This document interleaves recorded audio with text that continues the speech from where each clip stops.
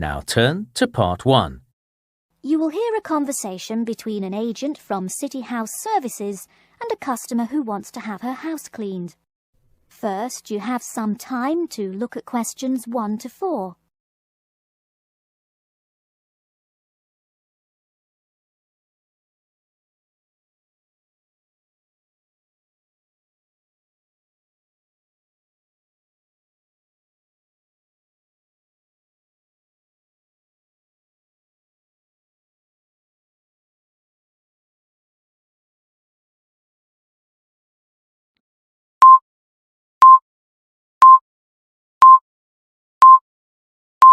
Listen carefully and answer questions 1 to 4.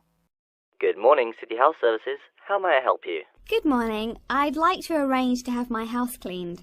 Certainly. I just need to ask a few questions. First, could I take your name? Yes, it's Barbara Hill. Thank you. Next, is your house in London?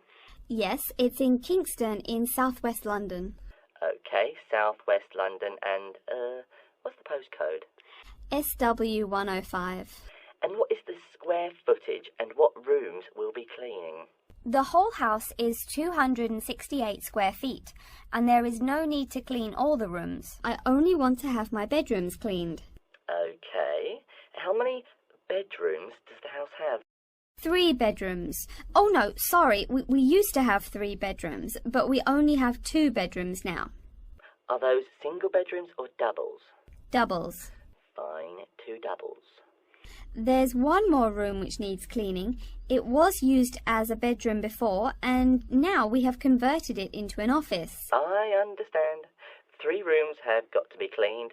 And are all of those rooms upstairs? Yes. Then downstairs we have a kitchen diner, conservatory and lounge. The kitchen diner is quite large and has the usual equipment: cooker with oven, refrigerator, cupboards and worktops. The conservatory has a lot of plants, but there's no need to take care of them. The lounge has a leather 3-piece suite and a large coffee table. Thank you. And do you keep any pets? Yeah, I really love keeping them. I've got 2 dogs and 3 cats. Okay, then if our staff come over to offer the service, please take your pets away. Have you looked at our service packages? Yes, I have one in front of me. Excellent. Before you hear the rest of the conversation, you have some time to look at questions 5 to 10.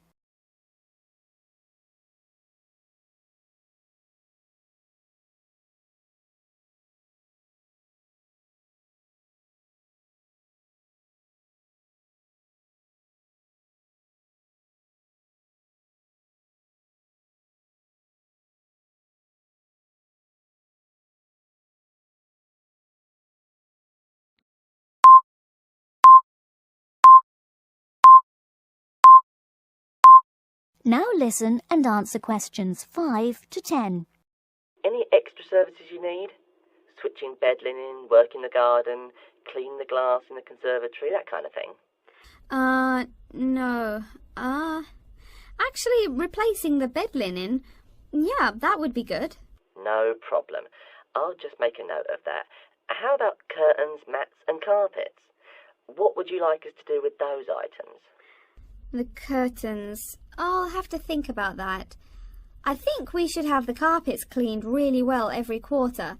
Mats can just be done with the laundry. Of course. How about clothes? We can have our staff wash and iron them, or we can have them taken to a dry cleaner. Washing and ironing. No, just ironing. That'll be okay. Okay, fine. I know quite a bit about what you want now. I should let you know that we're located on 12 Amy's Road. That's AMYES. And we work on from Monday to Sunday except Tuesday and Wednesday. Could you let me know when is convenient for you? Next Friday. No. Oh, that's no good. My son invites his friends over in the afternoon that day. Perhaps next Thursday or next Saturday? Let me check. Okay, next Thursday. When is it convenient for us to come over and provide the service? Is it okay if we come in the morning? Or we may come in the afternoon. It depends on your schedule. I'm okay with any time. Just give me a call to let me know you're coming before you arrive. Sure we will. By the way, how long will it take for the service? We usually work 1 to 3 hours for house cleaning, and the work will take 3 hours at most. And of course, if it takes more than 3 hours, you should pay extra for it. Fine. So, let me just do some calculations. That is the end of part 1. You now have half a minute to check your answers.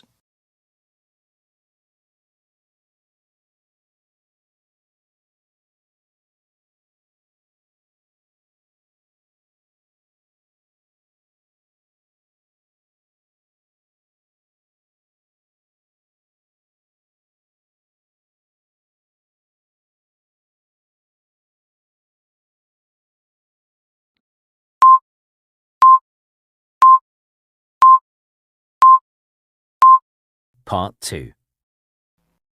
You'll hear a talk by a security worker from Sydney Airport who is introducing the day-to-day operations of the Australian Quarantine Service. First, you have some time to look at questions 11 to 17.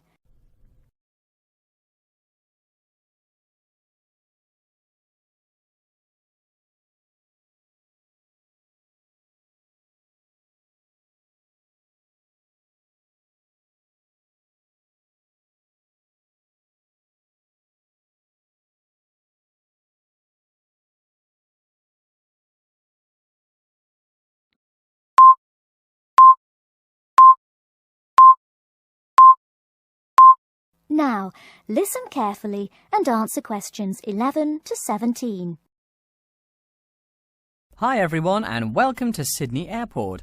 Today I'll be giving you the inside information on the day-to-day operations of the Australian Quarantine Service here. We hope to provide you with a better understanding of why such heavy security regulations are necessary by educating you on how we operate and why we do the things we do. We're not here to try to persuade you to fly through Sydney Airport, though we hope you'll find your experience relatively stress-free and comfortable. First things first, our personnel. Can anyone guess how many people work at Sydney Airport? We have 200 alone working in Terminal 2, so can you guess how many in the whole airport? I heard someone say 360. That's getting closer. What? Did someone say 2,000? That's way too high. Sydney Airport actually employs 440 people. A lot, right? And about half of those employees work in security-related matters. Moving on to our not-so-human employees, let's come and see our favourite pooch, Milton. Milton is our best drug-sniffing dog on the force. He's friendly to most people. You can even come pet him at the end of our tour. Burnouts, beware though. He'll find everything. Notice that even though there are so many of us around him, Milton stays quite calm. This is the precise reason he was chosen for the job. Dogs that are chosen are not predisposed to sniff out different narcotics. That's something we teach them already. So here's a part of the airport most people never notice, the cargo transport terminal. This is where packages are shipped to and from. Normally, we ship around 4,400 packages per month. In this airport alone, over 52,000 packages were shipped in and out over the past year. We ship to and from 170 different countries. Not bad, eh? Probably it will go up to over 72,000 packages this year. And despite over 100 flights in and out of here daily, the number of lost or delayed packages is impressively low. If you send your package through here, rest assured we'll get it where it's going. Let's move on to the area most of us are familiar with, the passenger terminals. In order to be allowed into this area, you must pass through security with your ticket and, if you're travelling internationally, your passport. If you're travelling domestically, you just need a legal form of ID. If you don't have those, you will not be allowed to pass through security and board your flight. During the security scan, your carry-on items will be checked for dangerous items such as weapons, sharp objects, and liquids that exceed our specified limit.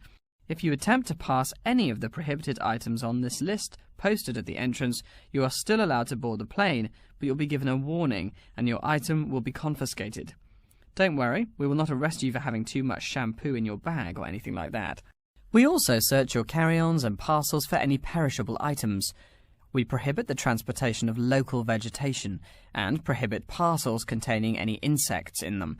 You may or may not have learnt about this in biology class, but when some plants are introduced to a new environment, they spread wildly and wipe out the current species around it. It is important to control the introduction of new plants into an ecosystem, so we must prohibit the transport of any fertile seeds. So what happens to parcels containing possibly suspicious items? It's of course something we do not take lightly here. If an object passes through the scanner that appears suspicious in any way, it is separated out for manual search by a member of our trained security personnel. If an illegal plant or simple sharp object like a pocket knife is found, it is simply disposed of in our biohazard waste containers, and the package itself is returned to the sender, or passenger if it is for a passenger flight. More serious weapons are reported to higher authorities for investigation. Before you hear the rest of the talk, you have some time to look at questions 18 to 20.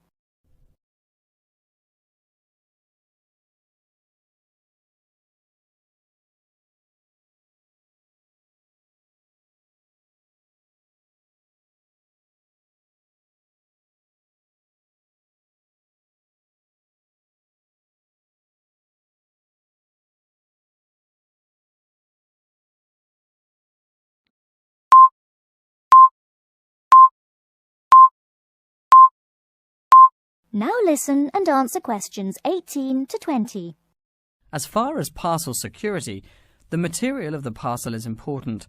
For shipped goods, the most common material used and the most widely accepted is paper. Make sure it is packed sturdy enough with no rips or tears. We've definitely had packages rip open before due to haphazard packing. A more common problem, though, is the package labels. When an item does not make it to the right place, this is the most common reason. The label may not be in the right place or marked clearly enough. If you're receiving any items from abroad that must be declared, please remember our guidelines in order to ensure the timely delivery of your item. Make sure it is packed correctly, and we ask that you notify customs between 2 and 10 days within the item's scheduled arrival date. Okay, before we move on, are there any questions? That is the end of Part 2. You now have half a minute to check your answers to Part 2.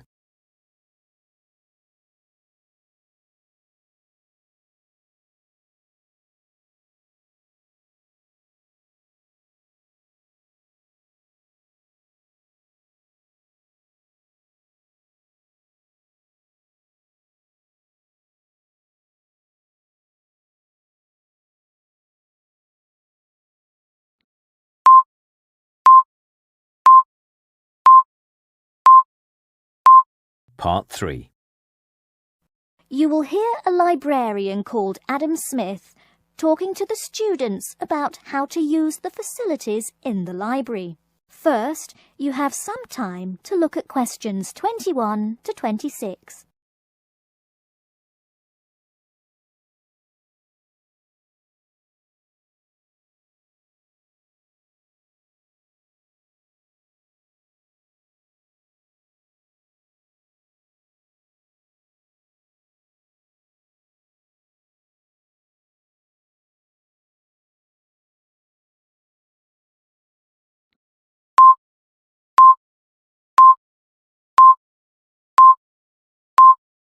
Now listen carefully and answer questions 21 to 26.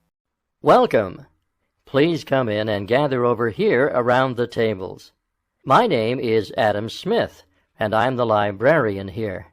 I'll show you around today and explain how to use these facilities. Hopefully, when I'm done with it, you'll know the ropes. And please feel free to let me know of any questions or concerns that you may have. Now we're at the gate of the library. Upon entering into the door, you'll find that the restrooms are on your left-hand side, and opposite them is a photocopy room. Many of you are wondering about the check-in and check-out process. What you have to do is go to the circulation desk, which is to the east of the photocopy room. The reading room is a really large area in the center of the library, just to the north of the circulation desk. I'm sure you won't miss it.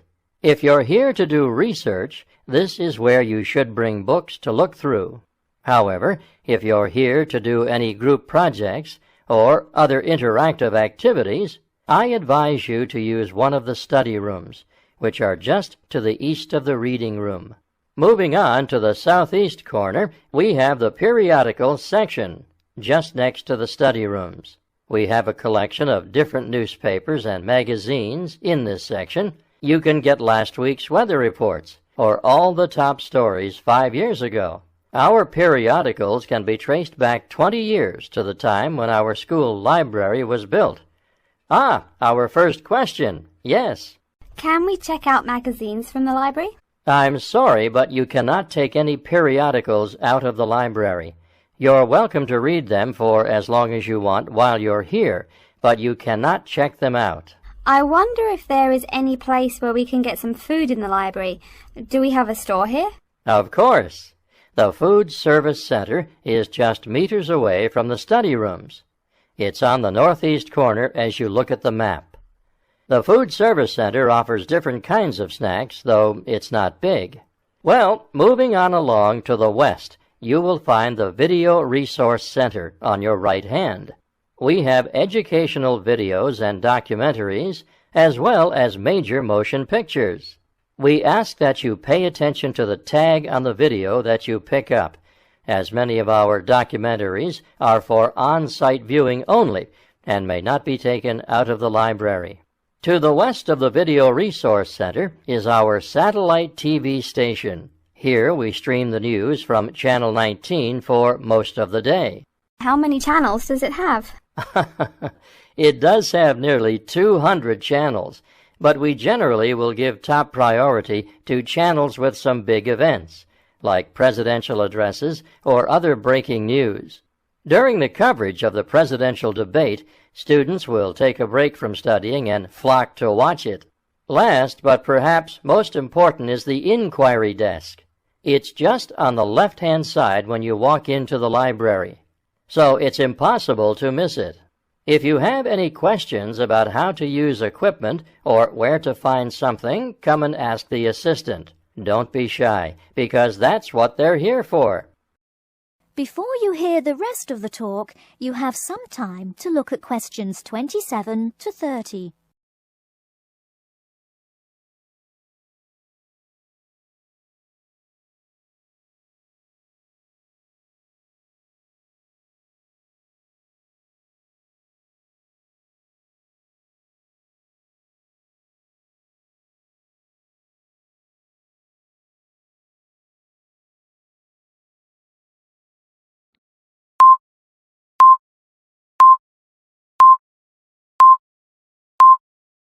Now listen and answer questions 27 to 30. Speaking of questions, one of the questions we get asked is how to actually check out a book once a student has picked one out. If it's a fiction or non-fiction book, look for the pink and yellow checkout card inside the back cover of the book. You can also find information about the book on these cards, including its publishing date, genre, ISBN, and a log of dates it's been checked out before. Present this card to me or any library assistant, and we'll stamp it, and then the book can be kept for 3 weeks.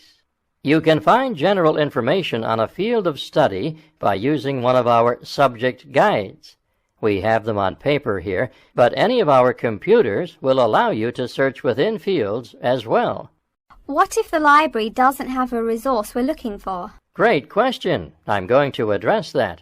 Our library is a network with a number of other universities in the area, so if there is something you're looking for and it's available somewhere in the area, we'll be able to get it for you. However, there are universities which are not part of the network, so we do not share resources with them. If you want more information about the library and its resources, you'll find it in a labeled blue folder on my desk in the Enquiry section. Okay, so that's a lot of information all at once, and I don't expect you to remember it all. The most important thing is please be respectful of the staff. And if you need help with anything at all, come and ask me or one of the assistants. All right. Any questions? That is the end of Part 3. You now have half a minute to check your answers to Part 3.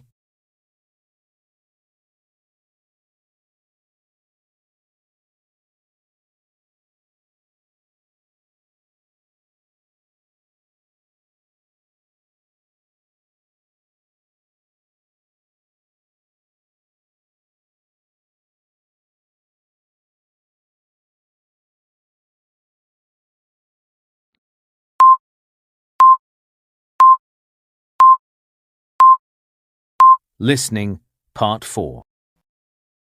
You will hear a lecture about Crocodilus niloticus and its living habits. First, you have some time to look at questions 31 to 40.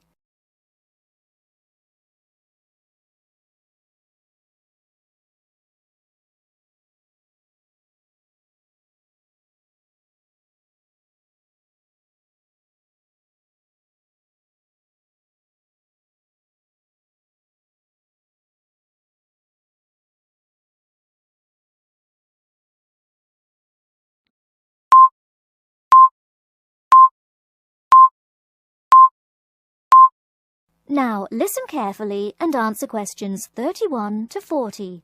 Good morning. Today we will continue our study of Crocodilus niloticus by talking about its living habits. We've already discussed the evolutionary attributes that set it apart from its crocodile relatives. Does everyone remember that? Yes, it has an extremely narrow snout and 3 or 4 rows of protective scales on its back, as compared to 2 rows on other members of the Crocodilus genus. Let's take a look at how these carnivorous man-eaters live, where they live, and finally, whether they really deserve their vicious reputation. To start, I'd like to address a great question posed to me by a student during yesterday's office hours. We talked about the distribution of crocodiles in Africa and saw that they are highly concentrated in the south and west of the continent. This student noticed that on the map displaying the distribution of crocodiles across Africa, there were no crocodiles in the northern region, and found no mention in the literature of the existence of crocodiles in the north of Africa. Why might there be no crocodiles in North Africa? Let's save this question for later in the lecture. To find out more about the social habits of the African crocodile, one researcher named Tara Shine of the University of Ulster in Northern Ireland conducted a survey of the wetlands in Mauritania and received reports of 46 crocodiles living in one group, or float as we say when referring to crocodiles, though the usual number is a little less than half of that. In general, crocodiles are more highly concentrated in wet subtropical environments near bodies of water and rich vegetation. While South American crocodiles thrive in cool rainforests, the African crocodile is more equipped for heat. Though they can survive at the hot temperatures found in some deserts, they are not equipped to handle dry climates and thus cannot survive in places like the Sahara Desert of North Africa. As cold-blooded animals, crocodiles' core temperatures fluctuate from the average of 38 degrees Celsius as external conditions change. Thus, they need to avoid extreme temperatures. Others live an underwater life, keeping a body temperature close to that of the water. As their own unique method of regulating their body temperatures, some African crocodiles have made dens by digging holes in the ground to provide themselves with a cool, dark place to retreat from the hot African sun. Speaking of the hot African sun, let's go back to the question asked at the beginning of the lecture. We know that there used to be crocodiles in northern Africa, yet today there are none. What are some possible explanations for this? Some students have suggested that the African crocodile has evolved from a desert creature into a wetland creature, thus causing them to migrate south for more appropriate conditions. Others presume that the crocodile was hunted out of northern Africa by a fiercer predator. While these are intelligent guesses, the real story is a little bit different. The key to this migration is that the Sahara Desert did not always cover the north of Africa. About 8,000 years ago, the land was fertile wetlands, perfect for breeding crocodiles. Over time, though, the area dried out and the wetland slowly turned to desert, leading the African crocodile to migrate south to the marshlands they call home today. Some crocodiles did, however, adapt to living in dry conditions. In Mauritania, some crocodiles have learned to survive in an area where they can go up to 8 months with no water, by spending the driest of times in what's called a torpor, or short period of hibernation. To utilize every bit of rainfall, these desert crocodiles dig underground caves that collect runoff, thus staying cool and hydrated. During the mating period in November and December, males attract females to their viciously protected territory through a number of behaviors that range from snapping their jaws all the way to sending infrasonic pulses through the water. Afterwards, the female digs a hole up to 60 centimeters in depth to store the eggs for an 80-day incubation period. The female protects these eggs during the period, and sometimes even helps crack the eggs with her snout at the end. These teeth-gnashing carnivores are softer than we think. Although these vicious creatures have attacked humans on a few occasions, the residents are not afraid of them. In fact, they show a great deal of reverence towards these wondrous creatures. Some say that crocodiles bring water to their habitat, so if they leave, they will bring the water with them. Obviously, this is not true, but it demonstrates the admiration the inhabiting people have for crocodiles. Generally, crocodiles do not predate on humans. They attack when humans populate the crocodile's habitat, instilling fear and uneasiness in the crocs. Like any other species, crocodiles are known to attack when feeling fear. There's still a lot more to be discovered about the African crocodile. Researchers want to know more about the population size, how many crocodiles inhabit Africa in all, how they form separate floats, etc. There is still also much to learn about migration patterns and relations to other populations of crocodiles now found in other parts of the world. Next time, we'll examine a few specific case studies of crocodile populations in southern Africa. That is the end of part 4. You now have half a minute to check your answers.